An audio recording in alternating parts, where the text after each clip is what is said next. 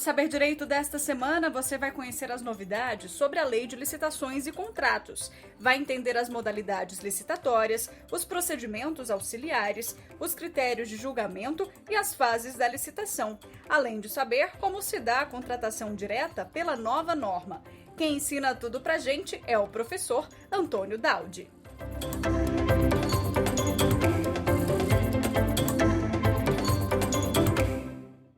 Bem-vindos, queridos alunos e amigos do programa Saber Direito. Aqui é o professor Antônio Daudi e nós estamos hoje na nossa quinta e última aula deste curso a respeito da nova Lei de Licitações e Contratos. É a Lei 14.133, de 1º de abril de 2021.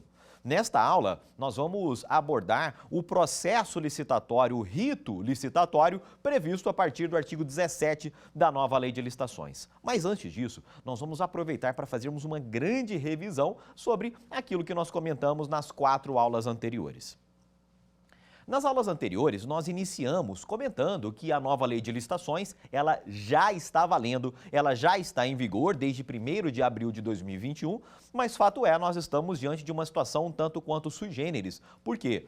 Dentro do período de 2 anos, ou seja, até 1º de abril de 2023, os órgãos públicos, as entidades públicas, terão a faculdade, terão a possibilidade de optar pelas novas regras ou pelas regras que estavam valendo até então, a Lei 8.666, a Lei 10.520 e a Lei do Regime Diferenciado de Contratações.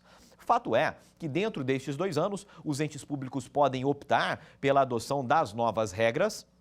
E estas novas regras são regras que alcançam a administração direta, as autarquias e as fundações públicas. É isso mesmo, as estatais ficaram de fora, eis que possuem regras próprias para suas licitações e contratos, regras tratadas lá na Lei 13.333, que é o Estatuto das Empresas Estatais.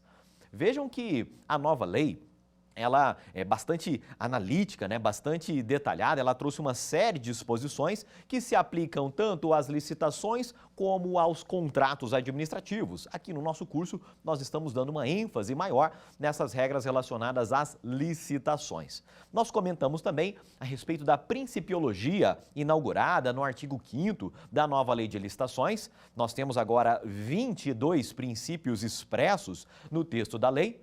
Temos princípios muito interessantes, como a positivação do princípio do planejamento das contratações, algo que tem tudo a ver com o assunto que nós comentaremos nessa aula. Comentamos também a respeito do princípio da segregação de funções, que já era muito utilizado pelos órgãos de controle para reduzir as chances de ocorrência de fraudes, de erros, de irregularidades nas contratações públicas, e uma série de outros princípios, como, por exemplo, o princípio da razoabilidade, o princípio da proporcionalidade, que agora estão expressos no texto da nova Lei Geral de Licitações e Contratos. Nós trouxemos também uma das grandes novidades da nova Lei de Licitações, que foram as modalidades trazidas a partir do artigo 28 da nova lei. Vejam que a nova lei prevê 5 modalidades. Nós temos lá o pregão para a contratação de objetos comuns, bens comuns, serviços comuns. O pregão, que já era uma realidade trazida pela Lei 10.520, tornou-se por lei obrigatório para a contratação de objetos comuns. Nós temos a nova concorrência, a concorrência que já constava da Lei 8.666, ela foi reescrita na nova Lei de Licitações, e a concorrência destinar-se-á à contratação de objetos especiais que fazem lá o contraponto com os objetos comuns. A concorrência também destina-se à contratação de obras e à contratação de serviços de engenharia como regra geral. Vejam que, além do pregão, além da concorrência, nós temos também o leilão. O leilão, ele destina-se à venda de bens públicos, então, atendidos alguns requisitos, será possível leiloar bens públicos móveis, bens públicos imóveis, a partir de todo um regramento que consta da nova Lei de Licitações. Além do pregão, da concorrência e do leilão, nós continuamos tendo na Lei Geral de Licitações e Contratos o concurso, E não é o concurso público para admissão de pessoal, é o concurso enquanto modalidade licitatória, que destina-se à seleção de trabalhos técnicos, científicos e artísticos. São situações em que o edital da licitação ele já vai trazer um prêmio, uma remuneração, E aqueles que participarem desta licitação, né, que oferecerem ali o melhor trabalho técnico-científico-artístico, já irão receber aquele prêmio que foi previamente definido, né, valorado, quantificado em edital. E amigos, a grande novidade em termos de modalidades licitatórias, né, nessa retrospectiva que estamos fazendo aqui na última aula, consiste no diálogo competitivo, né? A pérola em termos de modalidades licitatórias. O legislador brasileiro se inspirou no direito europeu, no direito internacional, aí no direito comparado, para trazer para o Brasil esta modalidade que destina-se à contratação de objetos muito complexos, muito inovadores. O diálogo competitivo tem aquela peculiaridade de possuir duas fases muito distintas. A fase do diálogo, em que a administração pública trava uma cooperação intensa, um diálogo intenso com vários players do mercado, com vistas a possibilitar a identificação da solução que ela irá contratar. E na segunda etapa, na segunda fase do diálogo competitivo, nós teremos ali sim, né, a competição propriamente dita, o oferecimento de propostas pelos players, pelos licitantes que participam daquele certame, com vistas à seleção da proposta mais vantajosa e posterior contratação. Antes de avançar, eu quero apenas recapitular que, das 5 modalidades licitatórias que nós comentamos, 2 delas irão seguir o rito comum, né? As normas comuns previstas a partir do artigo 17 da nova Lei de Licitações, que trataremos em detalhes mais adiante. Mas reparem que, além de definir todas essas modalidades licitatórias, nós tivemos outra novidade na Lei 14.133. Por quê? Pela Lei 8.666, em regra, as licitações eram conduzidas por uma comissão, por um conjunto, né, de pelo menos 3 servidores. Agora, a regra geral é que as licitações sejam conduzidas por um único servidor, denominado agente de contratação. Esse agente de contratação, ele deve ser obrigatoriamente um servidor efetivo, ocupante de cargo efetivo, ou um empregado público do quadro permanente daquela entidade. Mas fato é que a condução pelo agente de contratação é a regra geral, que comporta exceções. Nós teremos, por exemplo, o diálogo competitivo obrigatoriamente sendo conduzido por uma comissão de pelo menos 3 servidores. Teremos o pregão também sendo conduzido por um agente designado pregoeiro. O leilão também possui suas peculiaridades. Pode ser conduzido por um leiloeiro oficial ou por um servidor designado pela administração pública. Nós comentamos também a respeito da contratação direta, situações em que fica excepcionado o dever de licitar.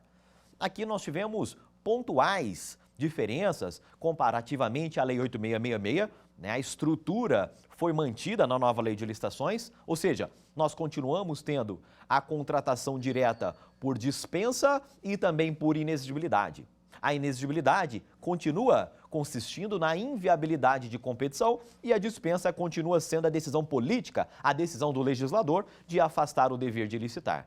Continuamos tendo a licitação dispensável, ato discricionário, e a licitação dispensada enquanto ato vinculado. Nós tivemos apenas um reposicionamento ali no texto da lei, em termos topológicos, em que as regras relacionadas às hipóteses de inexigibilidade de licitação passaram a serem listadas primeiramente, antes das regras relacionadas à dispensa de licitação.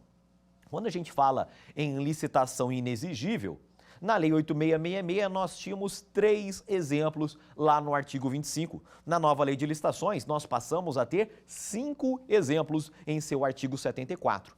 Além da contratação de fornecedor exclusivo, de serviços técnicos especializados, em que há ali que sejam predominantemente intelectuais, e além da contratação de artista consagrado, agora nós temos 2 novos casos, 2 novos exemplos de inexigibilidade de licitação. Nós temos agora a locação ou aquisição de bens imóveis destinados ao atendimento das finalidades precípuas da administração pública. Reparem que esta era uma hipótese de dispensa de licitação lá atrás e tornou-se agora uma hipótese de inexigibilidade de licitação. E a quinta hipótese que nós passamos a ter no texto da lei é a contratação de objetos que possam ou devam ser contratados mediante credenciamento.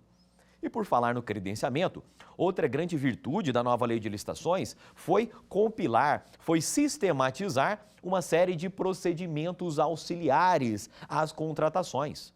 Um deles é justamente o credenciamento, enquanto hipótese de contratação direta por inexigibilidade. Mas além do credenciamento, o credenciamento destina-se a situações em que a administração pública ela se pauta por uma relação não excludente, de credenciados, de contratados, ou seja, ela pode lançar um edital definindo uma série de requisitos e ela pode optar por credenciar todos aqueles que atenderem aos requisitos previstos em edital. Ou seja, diferentemente de uma licitação em que um é escolhido em detrimento dos demais, no credenciamento todos que satisfizerem os requisitos pontuados no edital serão escolhidos. Esta é a grande peculiaridade do credenciamento. Mas ao lado do credenciamento, nós temos, enquanto procedimentos auxiliares previstos na nova lei, nós temos o sistema de registro de preços, nós temos o registro cadastral, a pré-qualificação e também o procedimento de manifestação de interesse. São 5 procedimentos auxiliares previstos na nova lei de licitações. Dito isso, meus amigos, feita esta pequena revisão a respeito dos nossos 4 últimos encontros aqui no programa Saber Direito, agora sim nós vamos nos debruçar sobre o tema desta aula. Qual é a sequência de atos, a sequência de etapas que consiste um procedimento licitatório à luz da nova lei de licitações? Eu vos convido a conferirmos aqui no quadro esta nova sequência de etapas prevista a partir do artigo 17 da nova lei de licitações. Vejam que tudo se inicia com a fase preparatória. A fase preparatória, pela Lei 8666, era chamada de apenas fase interna da licitação. Aqui dentro da fase preparatória, a máquina pública está trabalhando para produzir um edital de licitação. Nessa segunda etapa, o edital finalmente ele é publicizado. Nós estudaremos quais são as formas de divulgação de um edital, de um processo licitatório. Na terceira etapa, nós teremos a apresentação das propostas e lances. Aqui, os licitantes interessados em celebrar aquele contrato, eles irão efetivamente oferecerem suas propostas e ou lances. Na sequência, teremos a etapa de julgamento. É justamente dentro dessa etapa de julgamento que serão aplicados os critérios de julgamento das propostas. Ao final, após nós termos selecionado a proposta mais vantajosa, aquela que atende efetivamente aos critérios previstos em edital, nós teremos a quinta etapa, que será a etapa de habilitação. Dentro da etapa de habilitação, são checados os documentos das empresas licitantes, e efetivamente, a regra geral é que sejam checados os documentos apenas da licitante que está provisoriamente em primeiro lugar. A gente já detalha isso aí. Vejam que após a etapa de habilitação, nós teremos a etapa única de recursos e, finalmente, a etapa de homologação pela autoridade superior. Notem, amigos, que fôssemos comparar esta sequência de etapas com aquela que consta, ou constava da Lei 8666, nós vamos perceber aqui algumas diferenças importantíssimas. Em primeiro lugar, a Lei 8666, a sequência de etapas da Lei 8666, inicia-se com a fase interna da licitação. Após a fase interna, nós teríamos a divulgação do edital, nós teríamos o recebimento de propostas. Na sequência, após o recebimento das propostas, a equipe, a comissão de licitação, ela iria se desincumbir da etapa de habilitação. Vejam que aqui nós temos, na nova lei de licitações, uma consagração da inversão de fases que já era prevista pela lei do pregão. Legal? Pela Lei 10.520. Ou seja, agora, para acelerar mais a condução dos processos licitatórios, vejam que a regra geral na nova lei de licitações é que a habilitação ocorra em momento posterior à apresentação das propostas e ao julgamento. Tudo isso para quê? Para que aqueles que conduzem a licitação, em regra o agente de contratação, para que ele avalie a documentação, em regra, apenas de um único licitante. nós temos dentro dessa etapa de habilitação, né, uma etapa um tanto quanto custosa administrativamente para o poder público, né? Por quê? É dentro dessa etapa que o agente de contratação e sua equipe irá se debruçar sobre uma série de documentos, de comprovantes, né? Em aspectos econômicos, fiscais, sociais, trabalhistas, técnicos a respeito daquela licitante, a fim de minimizar o risco de termos ali uma contratação mal sucedida. Vejam que para que a licitação consiga, né, atender ao princípio da celeridade, para que ela consiga ser cada vez mais eficiente, agora todo esse trabalho de checagem documental de habilitação será realizado após a etapa de julgamento das propostas, ou seja, apenas em relação ao licitante que encontra-se em primeiro lugar. Esta é a primeira e grande, enorme diferença com o rito previsto lá pela Lei 8666. Mas notem que, ao mesmo tempo em que a nova Lei de Licitações estabelece este rito, essa sequência de etapas como regra geral, ela permite a chamada desinversão de etapas. Ou seja, é possível, né, que, mediante ato motivado, a administração opte em determinados casos concretos, em casos pontuais, ela opte por realizar primeiramente a habilitação para só então proceder posteriormente ao julgamento das propostas. Tá bem? Então anote aí, em regra, a habilitação ocorre em momento posterior ao julgamento das propostas e lances, mas é possível que, mediante ato motivado, a administração opte por promover a desinversão de etapas, realizando primeiramente a habilitação. Então, nós temos aqui uma abissal diferença com o rito previsto lá na Lei 8666. Uma segunda diferença importante para você que está nos acompanhando aí é o fato de agora, em regra, as licitações ocorrerem sob a forma eletrônica. Seja a modalidade, né, que for, né, inclusive, por exemplo, a concorrência, né, a nova concorrência, em regra, ela ocorrerá sob a forma eletrônica. Em pleno século XXI, né, as licitações sob modalidade presencial, elas se tornaram a exceção. A administração somente poderá lançar mão de uma licitação presencial se ela justificar, motivar, dizer o porquê daquela exceção e, além disso, ela terá que se dar ao trabalho de registrar em ata, né, os acontecimentos daquela licitação presencial e ela terá também que efetuar uma gravação, né, da sessão em que ocorre a licitação presencial. Legal? Então, segunda diferença importante é o fato de nós termos agora modalidades ou licitações que ocorrem, em regra, preferencialmente sob a forma eletrônica. E a terceira diferença, que eu já ressalto aqui para vocês, é o fato de nós termos agora a concentração dos recursos em uma única etapa. Reparem que pela Lei 8666, nós tínhamos os recursos da etapa de classificação, né, o julgamento, nós tínhamos os recursos relativos à etapa de habilitação. Agora, na nova Lei de Licitações, todos esses recursos foram concentrados, foram unidos nesta etapa recursal única, né? Tudo isso com vistas a conferir mais celeridade, mais eficiência a este desenho, né? A este processo que foi trazido, inaugurado pela nova Lei de Licitações. Muito bem.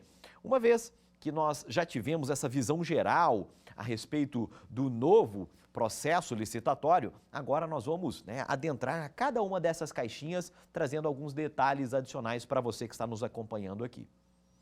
Muito bem, agora passando ao detalhamento de cada uma daquelas etapas do processo licitatório, nós vamos falar primeiramente a respeito da etapa ou da fase preparatória, fase interna pela Lei 8666. E vejam, em primeiro lugar, é importante que a gente perceba que houve um adensamento normativo na Lei 14.133 quanto a esta etapa preparatória. Ao mesmo tempo em que a nova Lei de Licitações previu expressamente o princípio do planejamento, lá no seu artigo 5º, ela trouxe uma série de detalhes quanto à maneira, quanto aos artefatos que devem ser produzidos dentro dessa etapa de planejamento, dessa fase preparatória da licitação. Tudo se inicia com o chamado Estudo Técnico Preliminar, que é até mais conhecido pela sua sigla ETP. O ETP é o documento que inaugura a fase preparatória de uma licitação. ele já era previsto na Lei 8666 e o que fez o legislador agora foi trazer uma melhor delineação de seus contornos. É dentro do estudo técnico preliminar que cada órgão público, que cada equipe que requisita uma solução, que requisita uma contratação, terá que fazer o chamado dever de casa. Ou seja, ela terá que buscar conhecer melhor aquela necessidade, aquele problema que ela busca endereçar por meio daquela contratação. Dentro do estudo técnico preliminar, ele vai buscar avaliar outras contratações públicas similares. Ele vai buscar saber como que órgãos similares ao seu lidam com aquela questão, endereçam aquele problema. Então, quais são as várias soluções existentes no mercado que poderiam eventualmente atender à sua necessidade? É dentro do estudo técnico preliminar da contratação que será elaborado um orçamento estimativo. De nada adianta existir no mercado uma excelente solução, sendo que aquela solução não cabe no bolso, não cabe lá no orçamento disponível para aquele órgão público. Então, dentro dessa etapa do estudo técnico preliminar, serão feitas uma série de atividades intelectuais, uma série de avaliações comparativas, uma série de pesquisas de mercado com o objetivo de melhor concretizar o desejo de contratação e compatibilizá-lo com aquilo que o mercado tem a oferecer. É também dentro dessa fase preparatória que será elaborado o orçamento detalhado daquela licitação. Vejam que uma das novidades da nova lei de licitações é justamente a possibilidade de nós termos agora o orçamento sigiloso. Legal? Então, inclusive dentro dessa etapa preparatória que a administração, além de elaborar esse orçamento, ela irá definir se aquele orçamento será publicizado ou se ele será mantido ali em caráter sigiloso. Além de tudo isso, dentro dessa etapa que será desenvolvida a análise de riscos, ou seja, aqui o legislador ele se inspirou em uma série de normativos de âmbito federal, alguns aplicáveis especificamente às contratações de tecnologia da informação e comunicação, as TICs, para trazer este marco, este artefato para a fase preparatória, que é justamente a análise de riscos. Ou seja, a equipe que está planejando aquela contratação, ela irá buscar identificar quais são aqueles eventos que podem impactar negativamente no sucesso daquela contratação. Ela identifica todos esses eventos, ela quantifica, ela faz uma valoração e busca atribuir ali controles, ela busca endereçar algumas providências a serem tomadas caso aquele evento, aquele risco, ele efetivamente se materialize. Então, tudo isso será trabalho da equipe de planejamento da contratação dentro desta fase preparatória. E também, dentro da fase preparatória, nós teremos, em regra, a submissão da proposta, da minuta de edital à consultoria jurídica do órgão. Vejam que esta mesma sistemática já funcionava, já vigorava à época da Lei 8666.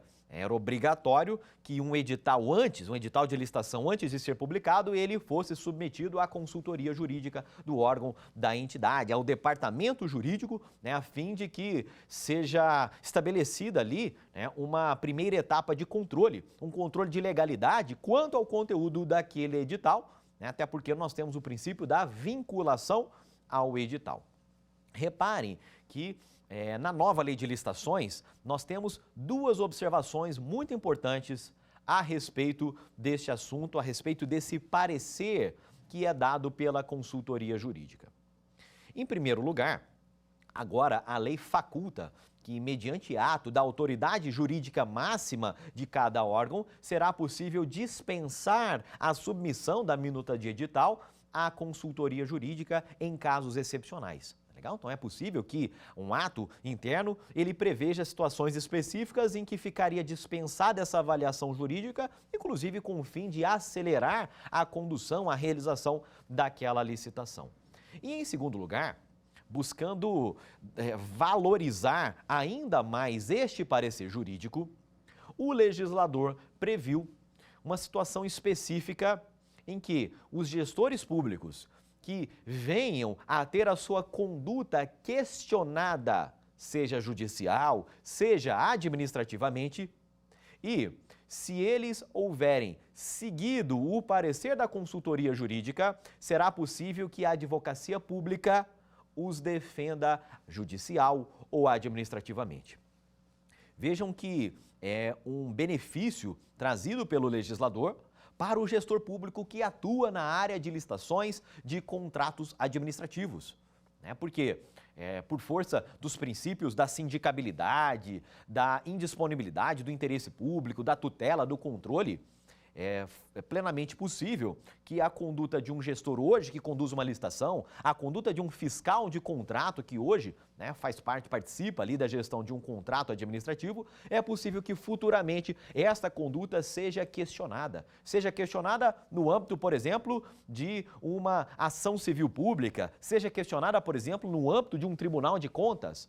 E para ele não ter que incorrer em custos na contratação de advogados próprios, de advogados privados, para promoverem, patrocinarem a sua defesa, a lei traz esse benefício para o gestor público, dizendo que, se ele houver seguido o parecer da consultoria jurídica, a advocacia pública o defenderá, caso seja do seu interesse. Nós temos ali uma pequena exceção, que naquelas situações em que houver prova de ato doloso praticado por uma autoridade, por um servidor público, que esteja tendo ali a sua conduta questionada, nessa situação específica de ato doloso, aí a advocacia pública se afasta e aí ele não teria outra alternativa senão promover ele próprio a sua defesa ou contratar ali o seu próprio advogado.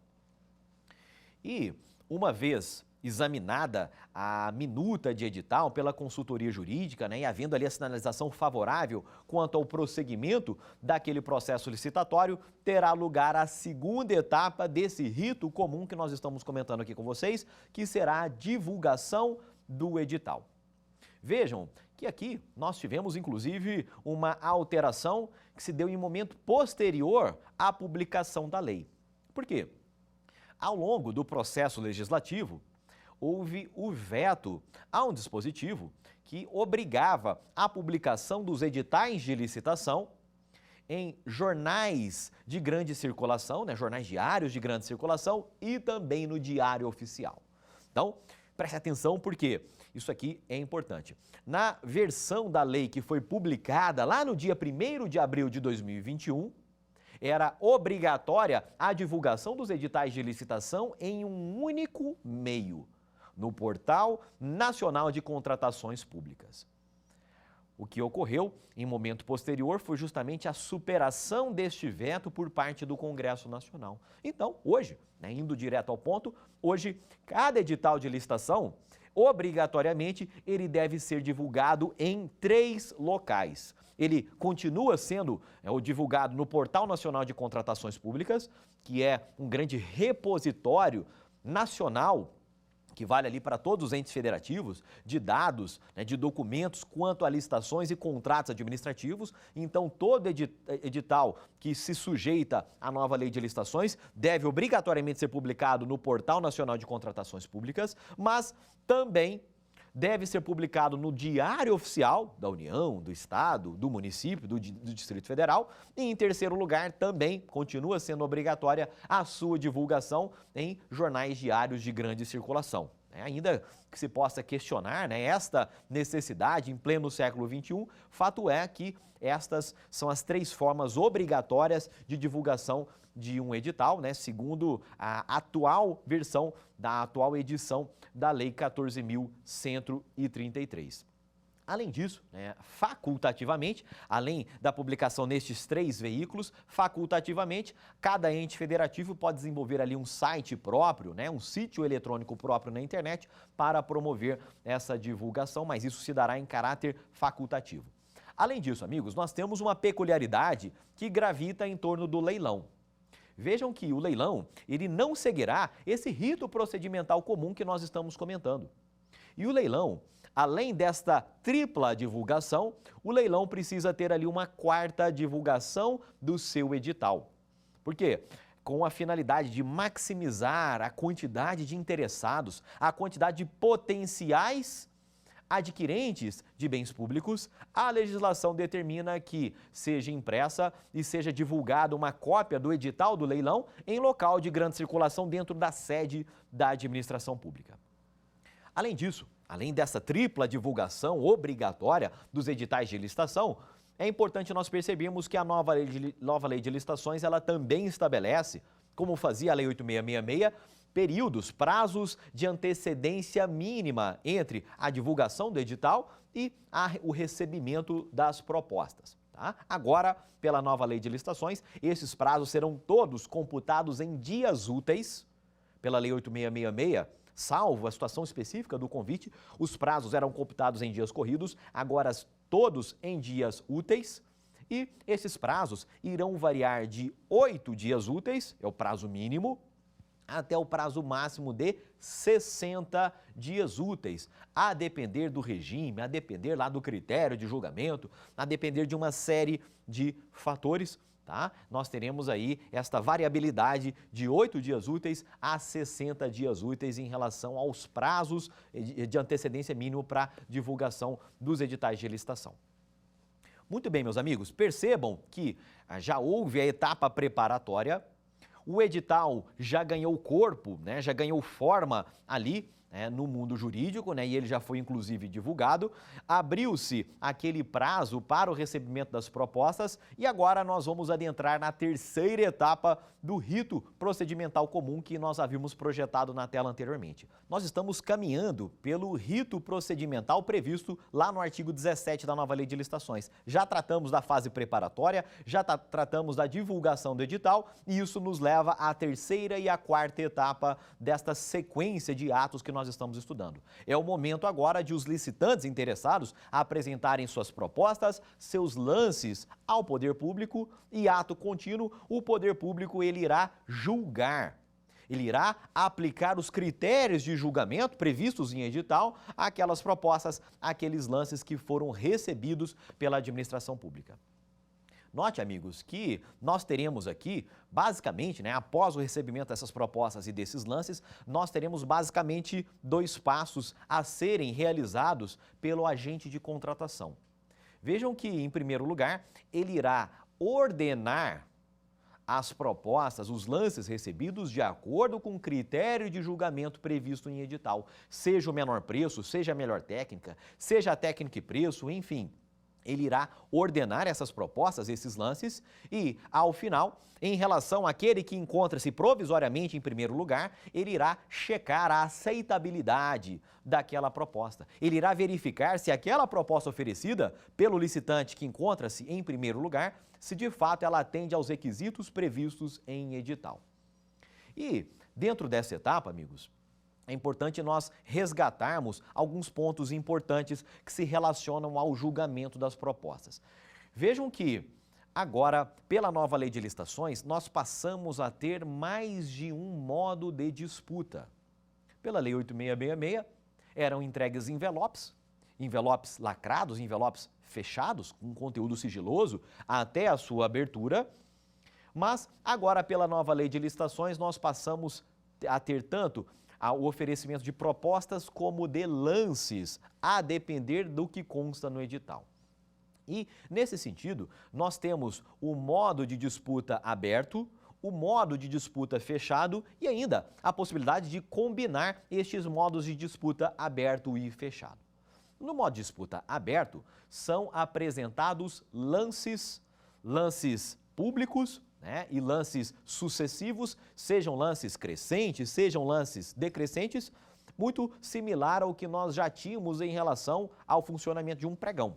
Legal? Então, dentro desse modo de disputa aberto, são oferecidos lances públicos e sucessivos. Não sendo o modo de disputa aberto, nós teremos o modo de disputa fechado.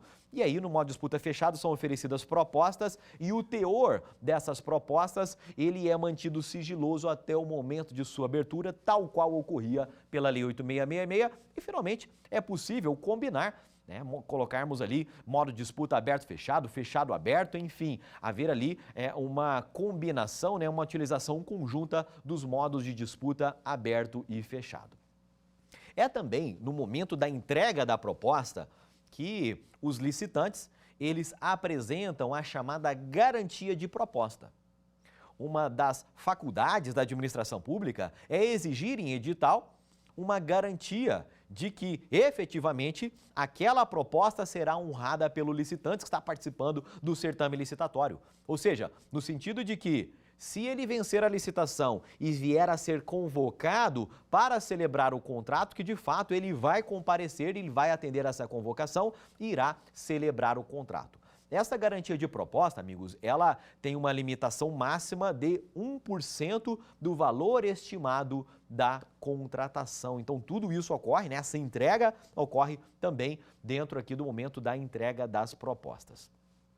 Aqui, no momento em que essas propostas são entregues, o agente de contratação e, em alguns casos, a banca, né, que o auxilia na valoração de critérios técnicos no julgamento das propostas, eles irão definir, né, aquele que apresentou, aquele licitante que apresentou a melhor proposta, eles irão avaliar se é o caso de aplicar ali a margem de preferência que eventualmente havia sido prevista em edital, havendo, por exemplo, a ocorrência de um empate entre duas ou mais propostas, eles aplicarão os critérios de desempate e de preferência previstos na nova Lei de Licitações.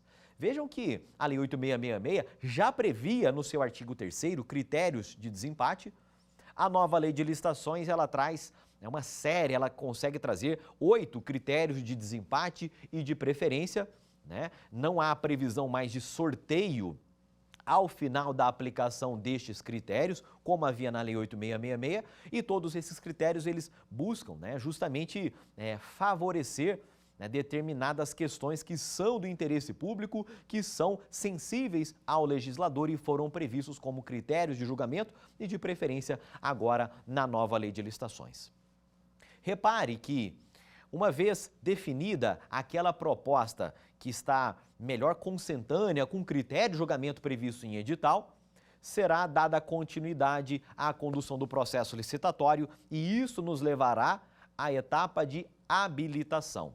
Vejam que, em regra, né, como já havíamos comentado, em regra, a habilitação ocorre em momento posterior ao julgamento das propostas, mas nada impede que, mediante ato motivado, lá no início da etapa preparatória, a equipe, né, de planejamento da contratação, aqueles que vão conduzir a licitação, eles prevejam em edital a desinversão. Legal? Mas, seguindo a sequência geral prevista no artigo 17, nós teremos a habilitação em momento posterior ao julgamento das propostas.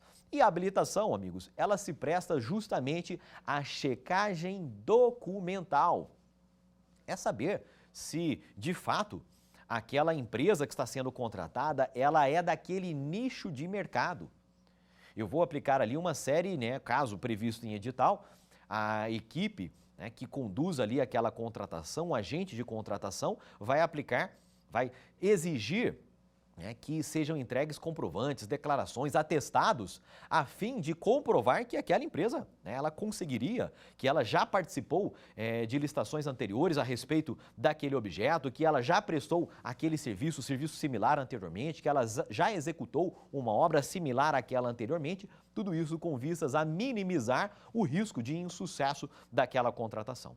E nesse sentido, serão exigidos documentos de ordem econômica, financeira, social, trabalhista, né? Será exigida aqui a certidão negativa de débitos trabalhistas, para saber se aquela empresa, se ela seria uma contumaz devedora de débitos trabalhistas, né? E a administração, ela não avançaria com aquela contratação.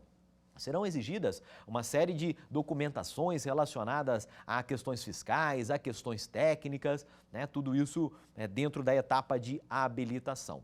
Com esta inversão consagrada pela nova lei, repare que a habilitação ela tende a levar um tempo menor para ser concluída, porque ela irá se concentrar apenas na empresa que ofertou a proposta provisoriamente em primeiro lugar.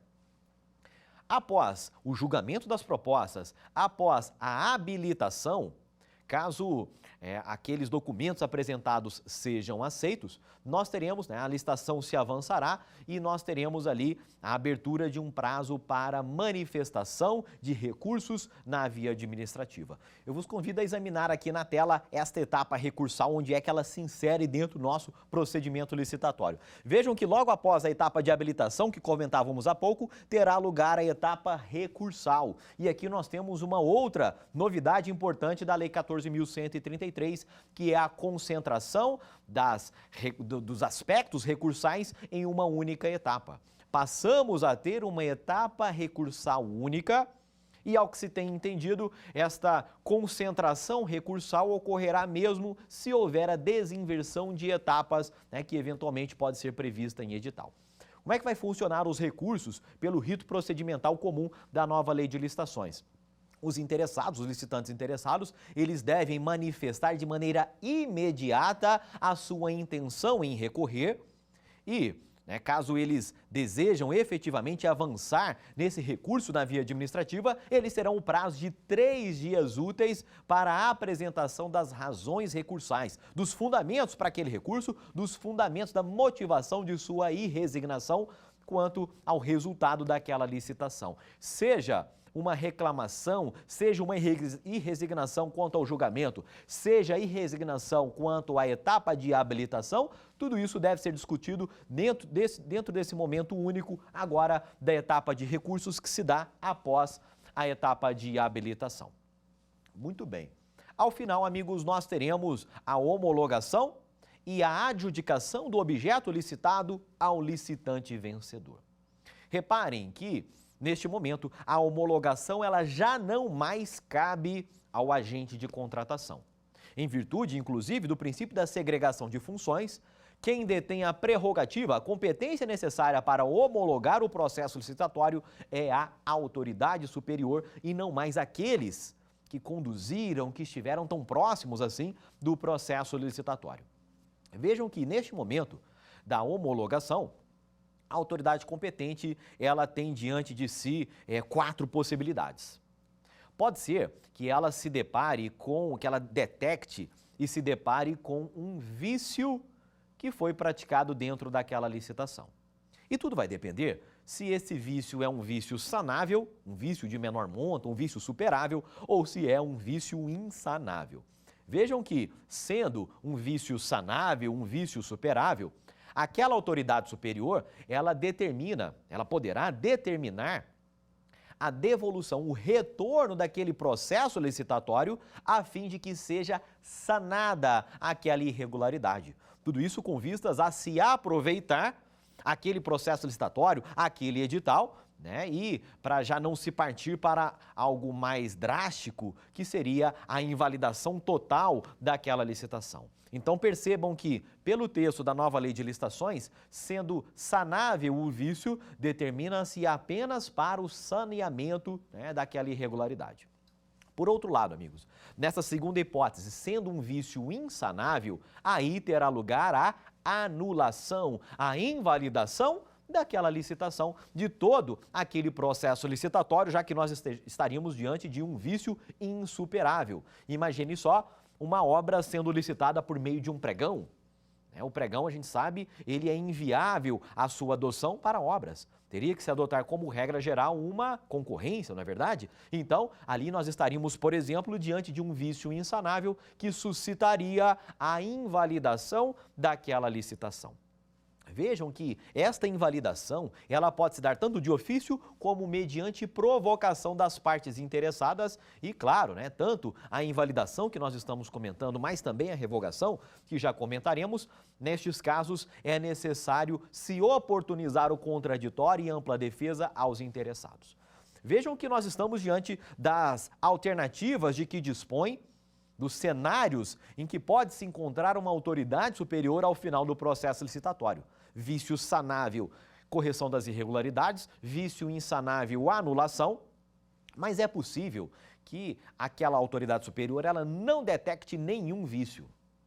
Mas é possível que aquela licitação, muito embora não padeça de nenhum vício, ela não mais se apresente conveniente, não mais se apresente oportuna ao poder público. Imagine só, no início de 2020, em que ainda não estávamos padecendo, né, dessa pandemia relacionada ao novo coronavírus, imagine só um órgão público que havia recém realizado um processo licitatório para ampliação de sua sede, de suas instalações, para ampliar ali, né, o trabalho presencial dentro de suas repartições.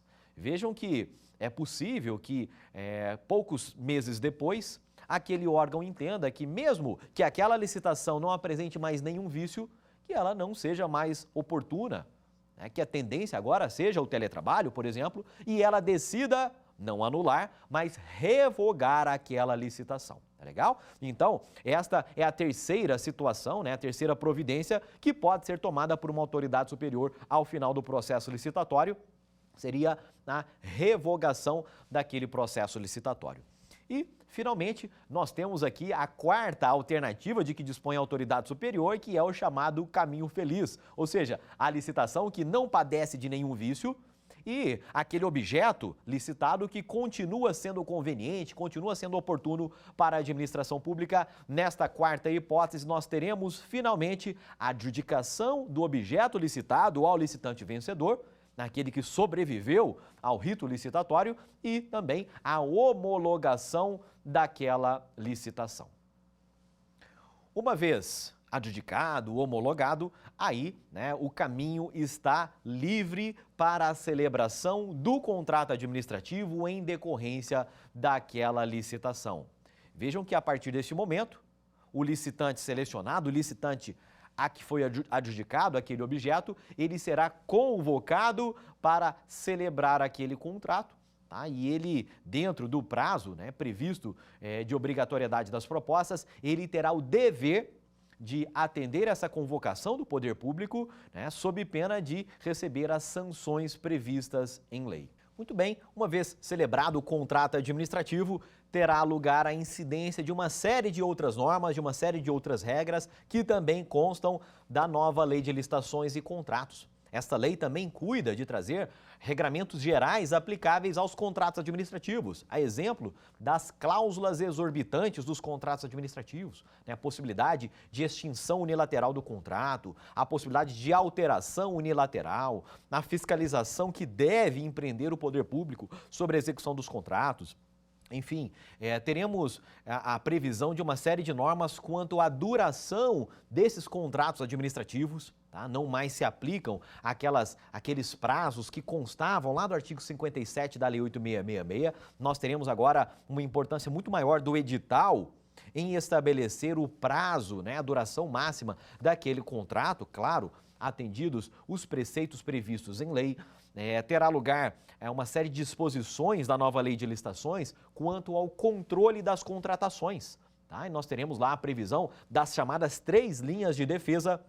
Tá? Nós teremos lá a primeira linha de defesa, que são aqueles agentes públicos que atuam de maneira mais próxima com a licitação que está sendo realizada, com o contrato administrativo que está sendo executado. Nós teremos a segunda linha de defesa, que consiste no departamento jurídico daquele órgão contratante, a auditoria, o controle interno daquele órgão contratante, tudo isso constituindo a segunda linha de defesa das contratações públicas. E na terceira linha de defesa nós teremos os tribunais de contas e os órgãos centrais de controle interno. Esta é também uma das novidades relevantes da Lei 14.133, que traz ali todo um desenho de governança, de gestão, de mecanismos que buscam ali maximizar o sucesso, né, as chances de sucesso daquela contratação, reduzir o índice, né, o nível de irregularidades dos contratos administrativos celebrados pelo poder público. Então agora vamos fazer algumas questões sobre o tema da aula de hoje.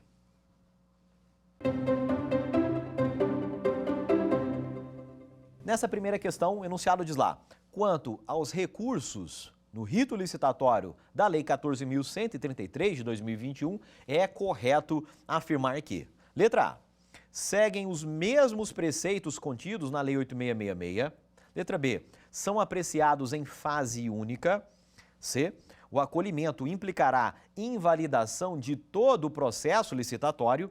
E a letra D, o exercício do direito de recorrer pode ocorrer a qualquer tempo até a declaração do licitante vencedor. E aí, você sabe a resposta? Nosso gabarito está aqui na letra B. Conforme a gente comentou, uma das novidades da Lei 14.133 é justamente a unificação, a concentração dos recursos em uma única fase. Repare que a letra C, ela está equivocada porque a nova lei, ela toma o cuidado de valorar as irregularidades que podem acometer a condução de um processo licitatório. E nesse sentido, o processo somente, a licitação somente será integralmente invalidada caso não exista um ato passível de aproveitamento. Isto porque não serão invalidados, como regra geral, aqueles atos passíveis de aproveitamento. Agora vamos para a nossa segunda questão.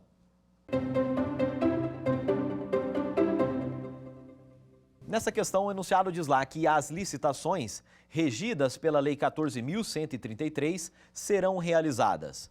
Letra A, obrigatoriamente pela forma eletrônica. B, preferencialmente pela forma eletrônica. Letra C, preferencialmente pela forma presencial. E na letra D, pela forma eletrônica, no caso de superarem o valor de 10 milhões de reais. E aí, você sabe a resposta? O nosso gabarito está aqui também na letra B. Em regra, as licitações ocorrerão sob a forma eletrônica, preferencialmente sob a forma eletrônica. A partir daí, a doutrina, inclusive, depreende a existência do princípio implícito da virtualização dos processos licitatórios. A exceção, a licitação presencial, ela torna-se uma exceção que somente pode ser utilizada quando houver justificativa, quando houver motivação, quando houver registro em ata dos acontecimentos da sessão presencial e também quando houver ali a gravação daquela sessão para permitir eventual controle, eventual fiscalização futura a respeito daquela licitação presencial. Muito bem, amigos, antes de nós encerrarmos, eu gostaria de fazer uma breve revisão do que nós comentamos nessa aula e também de alguns aspectos principais a respeito da nova lei de licitações. Vejam que nós tratamos hoje sobre o rito, a sequência de etapas prevista para uma licitação à luz da Lei 14.133. Nós temos, iniciando uma licitação, a fase preparatória, etapa esta em que há a elaboração do estudo técnico preliminar, aquele que irá desencadear a elaboração de um projeto básico ou, sendo o caso da contratação integrada, do anteprojeto de engenharia. Vejam que também dentro da fase preparatória é elaborado o orçamento, é decidido se o orçamento será sigiloso ou se ele será público. Dentro dessa etapa é que, em regra, será submetida à consultoria jurídica, aquela minuta de edital, consultoria esta que compõe, lembrando, a segunda linha de defesa prevista na nova lei de licitações, e tudo isso ocorrerá neste momento inicial de uma licitação, a sua fase preparatória. Logo na sequência, nós teremos a divulgação do edital, anote aí, após a superação dos vetos é obrigatória a tripla divulgação do edital de uma licitação, tanto no Portal Nacional de Contratações Públicas, uma divulgação virtual, que ocorre de forma eletrônica, mas também a divulgação no Diário Oficial, o aviso de licitação sendo divulgado no Diário Oficial da União, do Estado, do DF ou de cada município e, em terceiro lugar, a divulgação em jornal diário de grande circulação. Atendidos os prazos de antecedência mínimos previstos em edital, finalmente terá lugar o momento de recebimento das propostas e lances.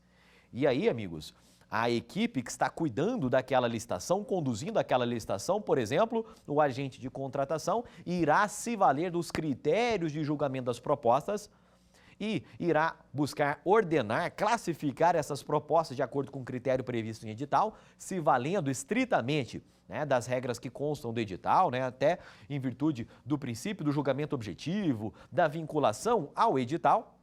E ao final da etapa de julgamento, nós teremos ali um licitante classificado, julgado o vencedor daquele certame, provisoriamente. Julgamento este que depende de uma confirmação da sua aptidão, da sua habilitação, que é feita ali documentalmente logo na sequência dentro da etapa de habilitação. Depois disso, terá lugar a etapa de recursos, tá? Agora nós temos uma fase única de recursos em que os licitantes tem ali um único momento para manifestar o seu interesse em recorrer de maneira imediata e terão 3 dias úteis para apresentar o detalhamento, as razões deste recurso. Finalmente, nós vimos que a autoridade competente ela terá diante de si 4 possíveis decisões, seja a determinação para saneamento das irregularidades, seja a invalidação do processo licitatório de ofício ou mediante provocação, seja a revogação da licitação por razões de conveniência e oportunidade, ou, finalmente, se estiver tudo conforme a lei e também aquela licitação ainda for do interesse público, finalmente ela poderá homologar e adjudicar o objeto contratado ao licitante vencedor.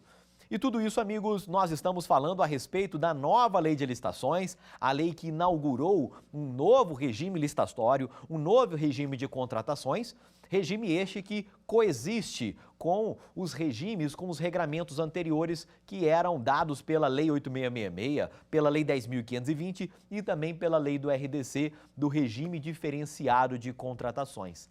Nós encerramos aqui o nosso curso, espero que tenha sido útil, para mim foi uma enorme satisfação. Um forte abraço, amigos, e até a próxima. Quer dar alguma sugestão de tema para os cursos do Saber Direito? Então mande um e-mail para a gente, saberdireito@stf.jus.br, ou entre em contato pelo WhatsApp, o número é esse que aparece na sua tela. Você também pode estudar pela internet. Acesse nosso site tvjustiça.jus.br ou pode rever as aulas no canal do YouTube TV Justiça Oficial.